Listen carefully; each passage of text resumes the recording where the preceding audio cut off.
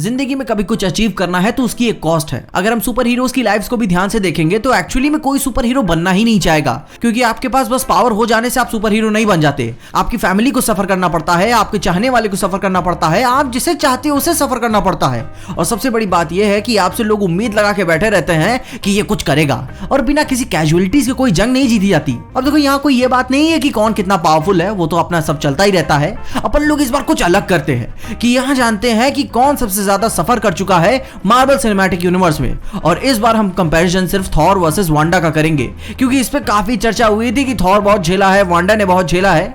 तो इस वीडियो में हम पता लगा ही लेते हैं। मगर उससे पहले हेलो एवरीवन, मैं हूं पीजे और आप देख रहे हैं पीजे एक्सप्लेन। तो सबसे पहले हम वांडा से ही शुरू करते हैं। तो जब कुछ साल पहले ये लड़की कमीनी हुआ करती थी, तो अराउंड 2015 के एवेंजर्स एज ऑफ अल्ट्रॉन में, तो उसी कहानी में इसने अपनी झंड जिंदगी की स्टोरी सुनाई है, जहां इसने खुद बोला कि जब हम छोटे हुआ करते थे तो हमारे माँ बाप बमबारी में मारे गए। हम दोनों सिर्फ इसीलिए बच पाए क्योंकि जब दूसरा बम गिरा तो वो फुस्सी निकला, मतलब कि फूटा ही नहीं। और उस मिसाइल पे नाम जानते हो किसका लिखा था? स्टार्क का। हम 3 दिन तक स्टार्क के हाथों अपनी मौत का इंतजार करते रहे। हम टूट चुके थे और फिर वहां से हमारी जिंदगी का एक मकसद बन गया, स्टार्क की मौत। हमारे बदले की आग ने हमें इतना खोखला कर दिया था कि हमने हाइड्रा को अपना शोषण करने दिया। उन्होंने हमें इतना दोहा कि हमारे अंदर का सुपर ह्यूमन बाहर आ गया। मगर फिर हम हाइड्रा से भाग के अल्ट्रॉन से मिल गए, क्योंकि टोनी को भी तो हमें मारना था। मगर फिर बाद में हमें एहसास हुआ कि ये तो इतना भी कमीना नहीं है जितना हम सोचते हैं। तो फिर वांडा ने एवेंजर्स का फार्म भर उसमें दाखिला ले लिया अल्ट्रॉन को रोकने के लिए, और वो अल्ट्रॉन को रोक भी लेते हैं, मगर उसकी एक बहुत बड़ी कीमत चुकाने के बाद पिएट्रो मारा जाता है, क्लिंट और बच्चे को बचाते बचाते। उसके बाद फिर भी जैसे जैसे टोनी के झोपड़े में उसने अपना दुख काटा, 80 साल वाले चचा का प्यार मिला, मगर फिर भी उससे एक गलती हो गई जिसके लिए पूरी दुनिया उसे जिम्मेदार मानती है। क्योंकि दुनिया क्या चाहती है कि आप दुनिया को भी बचाओ, मगर बिना किसी फैटेलिटी और कैजुअलिटी के। और ठीक इसी वजह से किसी महान शख्स ने कहा है कि दुनिया मात्र, खैर छोड़ो यार, बच्चे बिगड़ जाएंगे। अब इसके बाद भी इसकी ट्रेजेडी कहानी खत्म नहीं हुई है, क्योंकि सबसे पहले बात तो विजन नाम का एक रोबोट को इनसे प्यार हो जाता है, जिसे लोग सेक्स डॉल के नाम से भी बदनाम करके रखे। मैंने नहीं बोला, मैं हाथ पहले खड़ा कर दे रहा हूँ। बेचारे विजन भाव अपने बहुत सीधे आदमी है। जुमा 4 दिन हुआ उन्हें पैदा हुए, इनकी क्रश ने इनको इतना मारा, वो भी बहुत बुरी तरीके से मारा, मगर प्यार था ना, फिर भी बचा लिया वांडा को। और ठीक इन्हीं सारी खूबियों की वजह से वांडा को हो जाता है इनसे प्यार। मगर ज्यादा दिन तक नहीं, इन्फिनिटी वॉर के एंड में थैनोस दादा आ जाते हैं, जिसकी वजह से वांडा ना चाहते हुए भी उसे अपने प्यार को मारना पड़ता है। मगर फिर थैनोस ने विजन को दोबारा जिंदा किया, उसके गोटे विजन का स्टोन लिया और उसे मरा हुआ फेंक दिया।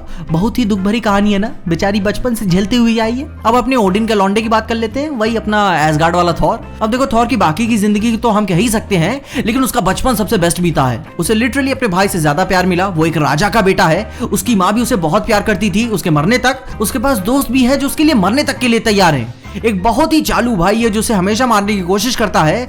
मगर ये तो सिर्फ उसके खुशहाल भरी जिंदगी के बस 1500 साल थे।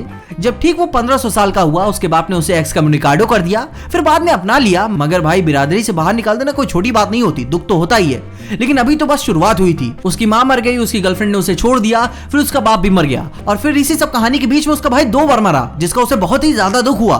लेकिन वो तो अभी जिंदा है, लेकिन हम उसकी बात नहीं कर रहे हैं। अब आगे चलते हैं। उसके बाप के मरने के बाद उसे पता चला कि उसकी एक बहन भी है जिसे कैद किया गया था उसके फादर के द्वारा। फिर जैसे उसकी बहन प्रकट होती है, सबसे पहले वो उसका हथौड़ा तोड़ती है, फिर उसके दोस्तों को मार देती है, अपने भाई की आंख फोड़ देती है, एसगार्ड पे कब्जा कर लेती है, और एसगार्ड को बचाने के लिए वो अपनी बहन को मरवा देता है, अपने घर को ही खो देता है जिस घर पे वो बचपन से रहता आ रहा था। उसके बाद ठीक जैसे ही वो सब मामला संभाल लेता है, फिर थैनोस प्रकट होता है। फिर वो अपने एक आंख के सामने ही अपने एक और दोस्त को मरते हुए देखता है, अपने भाई को भी मरते हुए देखता है, और इस बार वो निहत्था हो चुका है। उसके अंदर गुस्सा है, दुख है, पीड़ा है, और बदले की आग है जो सिर्फ थैनोस को मार के ही बुझेगी।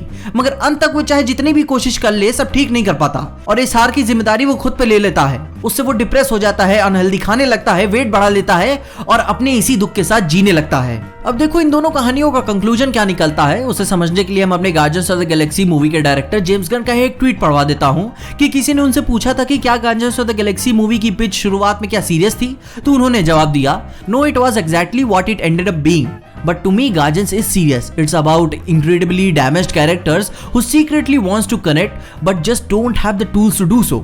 Just because the story has humor and colors doesn't make it not serious to me. तो एग्जैक्टली बात यही है कि अगर किसी कहानी में कलर्स ज्यादा हैं, कोई बंदा ज्यादा खुश दिखता है, तो इट डजंट मीन कि उसने कभी पछतावा नहीं किया, वो कभी सीरियस नहीं रहा। लोग खुश होने के बावजूद भी डिप्रेस हो जाते हैं, वो भी छोटी छोटी चीजों पे। खैर, ये तो फिर भी सुपर हीरोज हैं, और एक तो अपने प्लेनेट से भी नहीं है। अब थॉर के मामले में ये बात कोई जरूरी नहीं है कि वो खुश दिखता है तो उसकी जिंदगी में कोई दुख या पछतावा हो ही ना।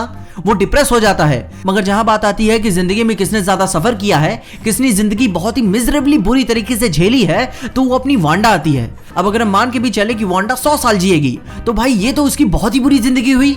उसने जिंदगी में जिस किसी से भी प्यार किया वो सब मर गए और वो अकेले ही बच गई। अब ये बात तो थॉर के साथ भी है, मगर उसने सब छोड़ दिया और वांडा सब छीन लिया गया। थॉर की जिंदगी बहुत ही बड़ी है। अपने शुरू के 1500 साल तक तो उसने अपनी जिंदगी सारे मजे से किए हैं एज अ किंग के बेटे होने के कारण। और अगर हम थॉर की जिंदगी के हिसाब से उसकी ट्रेजेडी देखें, तो जब से वो अर्थ पे पहली बार आया है, तो ये उसकी जिंदगी का बहुत ही छोटा सा फ्रेगमेंट रहा है जिसने उसकी जिंदगी पलट के रख दी। मगर फिर भी इतना सब कुछ होने के और झेलने के बाद भी उसके आगे हजारों सालों की जिंदगी बची हुई है। और अगर वो चाहे तो वो सुकून से जिंदगी बिता सकता है। 500,000 साल ऊपर नीचे भी हो जाए तो उसे कोई फर्क नहीं पड़ेगा। मगर एमसीयू के वांडा में ऐसा कुछ नहीं है, क्योंकि मानव जीवन बहुत ही छोटा होता है। वो अपने बचपन से ही झेलती आ रही है। उसकी शुरू की लाइफ कोई थॉर की तरह परियों का देश नहीं था। उसने अपने बचपन से ही जिंदगी झेलना और सरवाइव करना सीखा है, और ये उनके लिए कोई आसान बात नहीं रहा है और ना ही आगे रहेगा। तो भाई मैंने तो अपना क्लैरिफिकेशन दे दिया, मगर आपका क्या कहना है? सबके अपने ओपिनियंस होते हैं, आई टोटली रिस्पेक्ट दैट। मगर भाई अपनी बातों का रीजन देना। थॉर ने भी अपनी जिंदगी में झेला है, मैं मानता हूं, मगर वो अपनी पूरी जिंदगी मिजरेबली झेलता हुआ नहीं आया है। भूलो मत कि 1500 साल तक एसगार्ड में वो as a prince of Asgard की तरह रहता आया है, मगर वांडा की जिंदगी में इतनी खुशियां नहीं मिली थी उसे। तो अपनी ओपिनियंस मुझे कमेंट्स में जरूर बताना विथ रीजन के साथ। और इसके अलावा अगर आपको इस वीडियो में देख के कुछ भी अच्छा लगा, खुशी या मजा है, तो लाइक मार दो इस वीडियो को। इस चैनल पे कहीं से भी नए आ गए हो तो सब्सक्राइब तो मार देना इस चैनल को।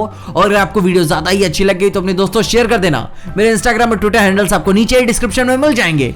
और देखते रहिए पीजे एक्सप्लेन।